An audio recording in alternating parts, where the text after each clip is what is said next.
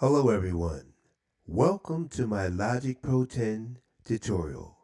My name is Joel and today's tutorial is going to be about input monitoring.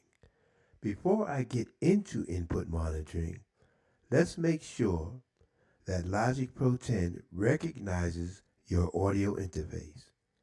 And the way you do that is you go up to Logic Pro here in the left hand corner, click on it, slide down to Preferences, slide to the right to where it says audio.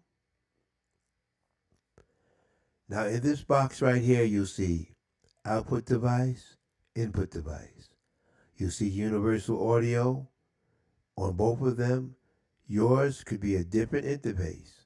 So whatever interface that you have, the name should be displayed right here. Now, if I go to my I/O buffer size, I have mine set to 512. And you have different settings here. If you set it too low, you can have what they call latency.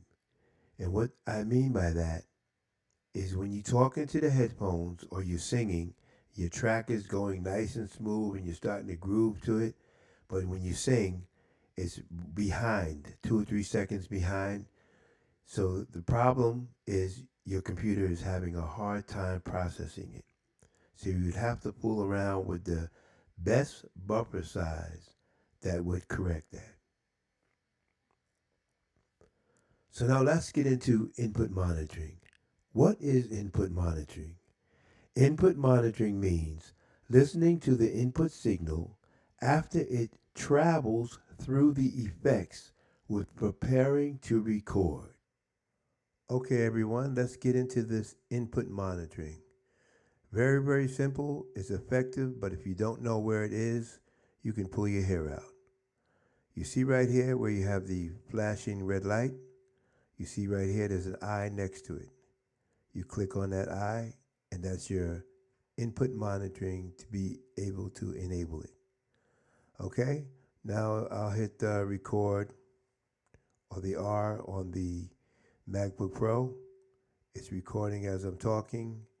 This is a test. This is a test. This is a test. I love this test. This is a test. This is a test. Hit the space bar to stop. Hit return on the keyboard on the MacBook Pro. It will go to the beginning. Now I can scrub through this by just grabbing it and doing that. If I want to, I can grab this loop bar and start anywhere I want. If I want to start here and just drag it out. If I want to change the view here, I can do that. Okay. And sometimes you get feedback. So what you want to do is you want to turn off your record once you finish record. This is when you're recording and it'll peak. These two levels right here should never go past 0. But I'm going to fix that because I'm going to go hit X on my keyboard, bring up my mixer. I'm going to go here. This is Audio FX. I'm going to show you a few extra things here in this tutorial. Click on this. Bring up my compressor. Put this on record and see exactly where it's going. This really shouldn't go, I'd say, past 5. So what I want to do is just turn that down just a hair. Testing, testing, testing, testing, testing, testing. I'm going to record another one and see if it peaks. Hit the X on the MacBook Pro to get rid of the mixer. I'm going to leave this up. I'm going to create another track. And if I want a track with the same settings and have this compressor, I have to hit this one. This one right here will give me the exact same settings.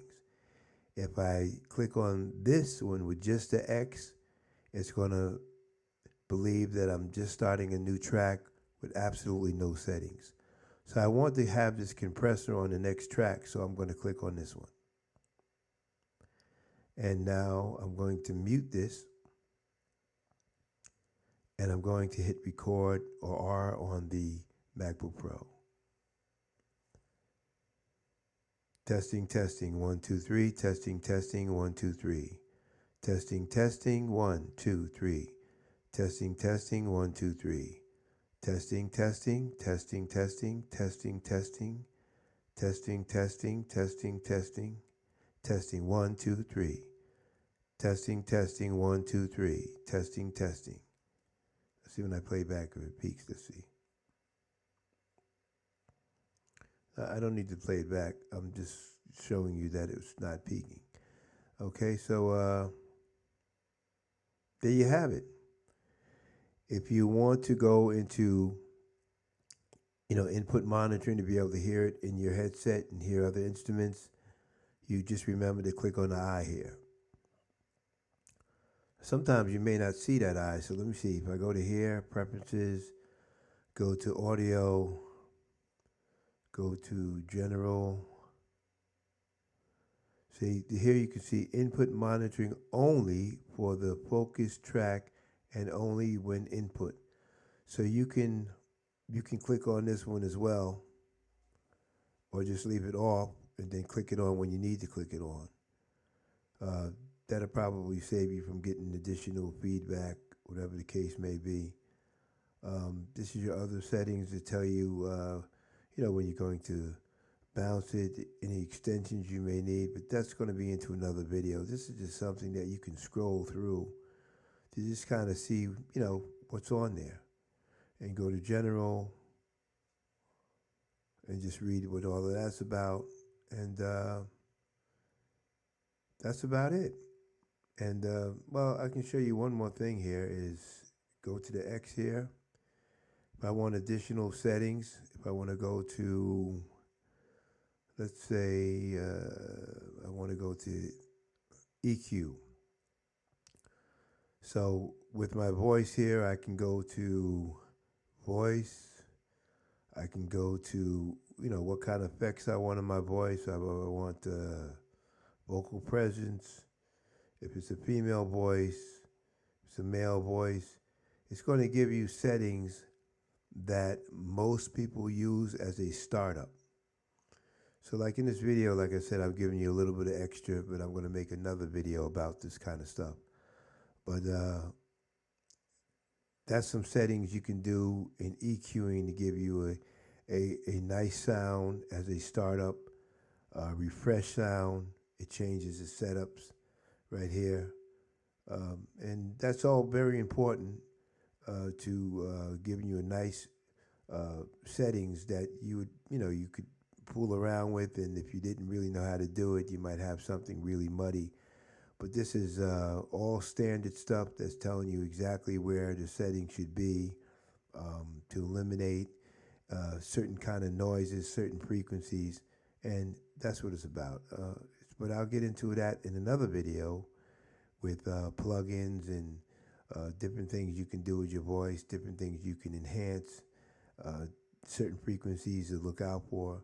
But I thank you very, very much for stopping by and checking out this video, and I hope that it was helpful to you. And please click like and subscribe, and I'll see you in the next video. Thank you. I appreciate you.